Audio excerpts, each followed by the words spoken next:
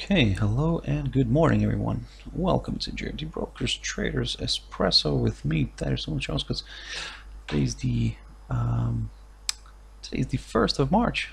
Well, thank you. Happy spring, everyone.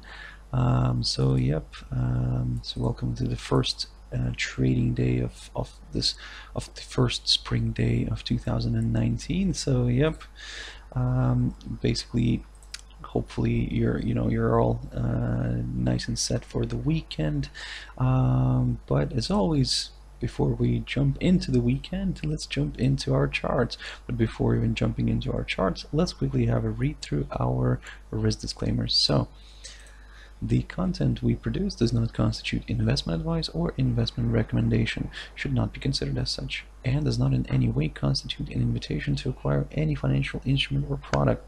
As always, guys, a few seconds for you to read the rest and we can continue.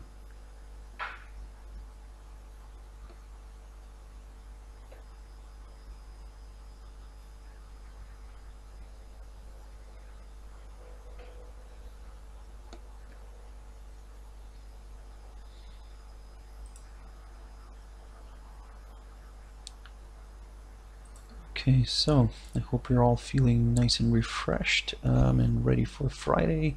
So now let's jump into the charts. Now the first one I want to touch on here is gold. Now I was talking about this one in a few of my previous videos here this week, and I was telling you guys to keep a close eye on it. So basically, yesterday we had a nice push initially to the upside.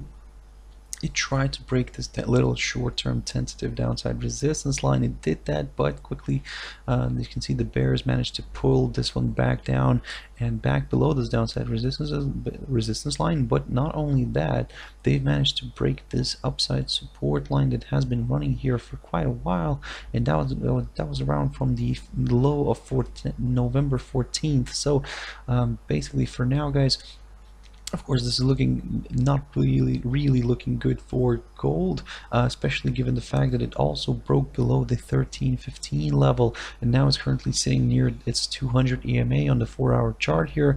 For now, of course, we're more bearish than bullish. We could see this one traveling further down towards the 1302, or actually the psychological 1300. Now, of course, for now, be very cautious. For now, what we're going to be looking at here is, of course, a move below this 200 EMA, which then opens the path towards this S1, today's S1, which is around the 1308. This is where the initial holdup could occur.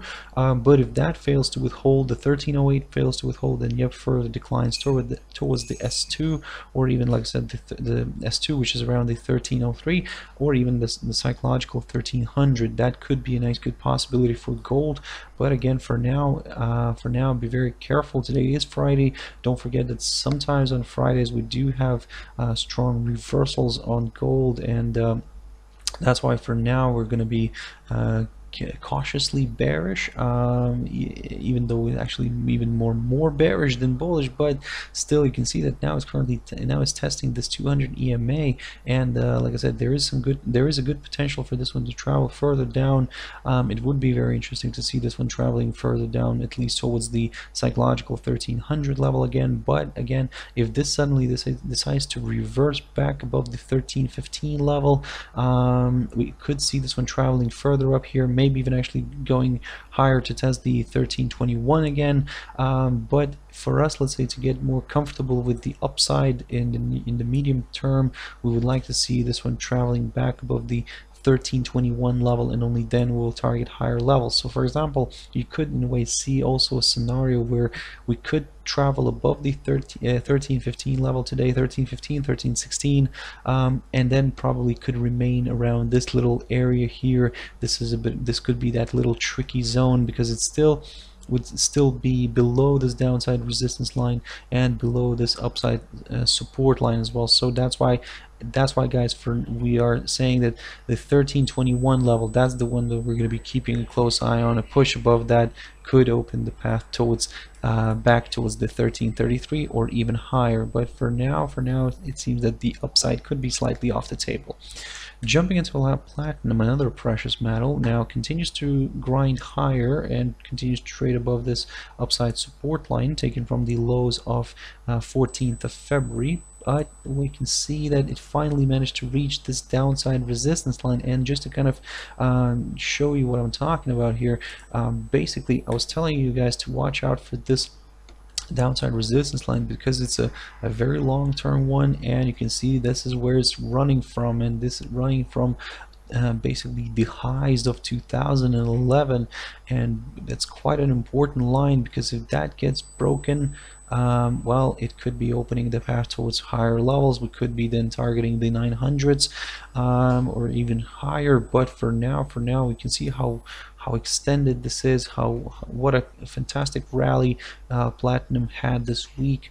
Of course the week before that as well, but you can see that, yep, we could potentially see a bit of a correction here. And if we actually jump back into the 4-hour chart on this one, of course, if this corrects a little bit lower, watch out for this upside support line, and we could see maybe a bit of a break here lower.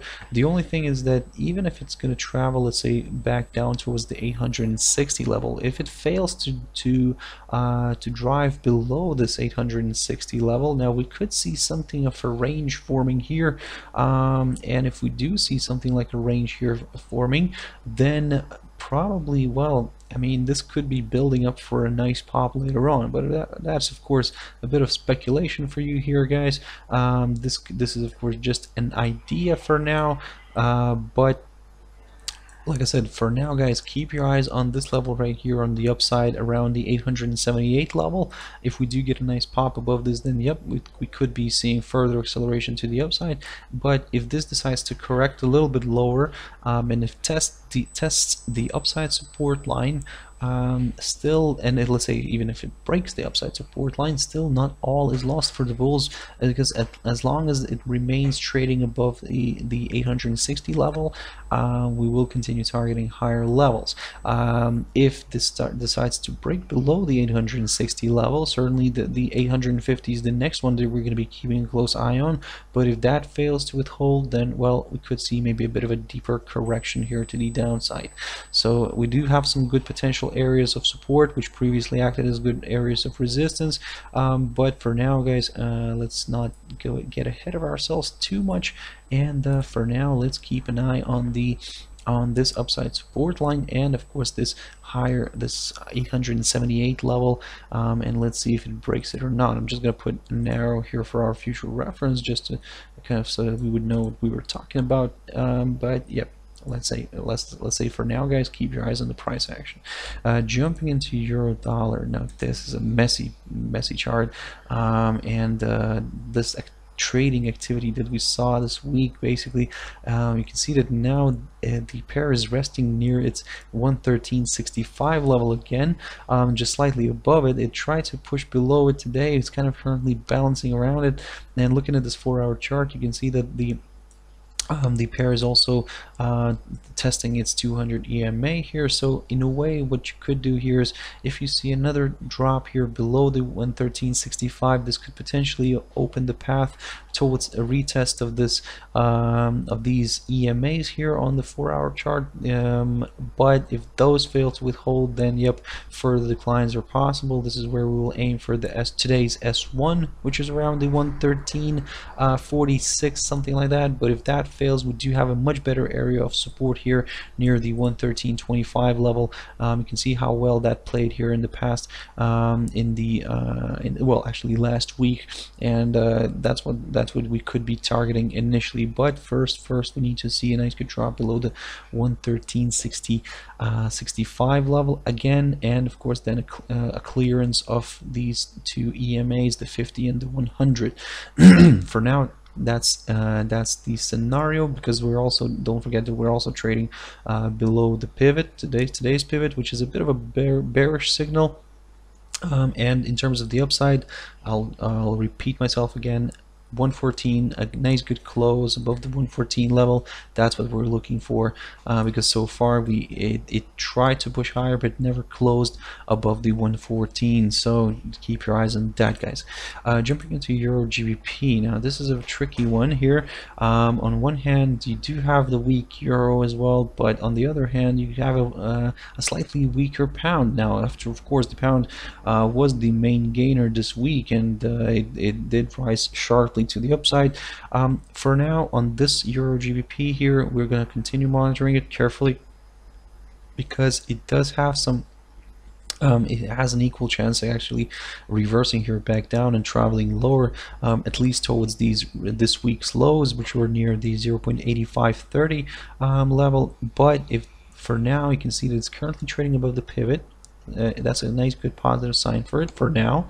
But if this manages to drive above this little high here, these recent highs near the 0.85, let's put it actually 50, so it's a 0.8585 level, so a nice good push above that could potentially open the path towards slightly higher levels. We could retest, of course, the R1, the R2 today, and that would be very interesting to see. But a much better area of potential resistance could be seen here near the 0.8620, just to kind of show you that how well that level played here as a nice area of support back on the 29th of January, and also was an intraday swing low of the 26th of February. So for now, guys, keep your eyes on this level right here at around 0.8585. If we do get a nice push above that, then yep, we could see further acceleration to the upside. On the downside, again, if this suddenly drops below the pivot, which is around the 0.8566, then yep, further declines are possible. We could see maybe a test of this S1, or even actually a retest of this week's low near the 0.8530 level. So keep your eyes on that one. Jumping into USDCAD, now this is a very interesting one, and I keep talking about this week. This week, of course. Basically, it is really loving this upside support line. You can see how it's struggling to overcome it, and kind of is struggling to actually push further away from it. So this upside support line has been running here from the lows of February, the 1st of February last year. Quite a long one this one is, and for now I'm just gonna stay put. As I've mentioned in one of my previous videos where I was talking about the USD CAD, we're gonna remain neutral on this one for now. We need to see a nice good push either through the upper side here, through the 132.43 area marked by the high of the 22nd of February, or actually we need to see a drop below this upside support line and a drop below the 130.120 level, and only then we will aim for much lower levels. So for now, guys, continue monitoring this one, continue observing this price action.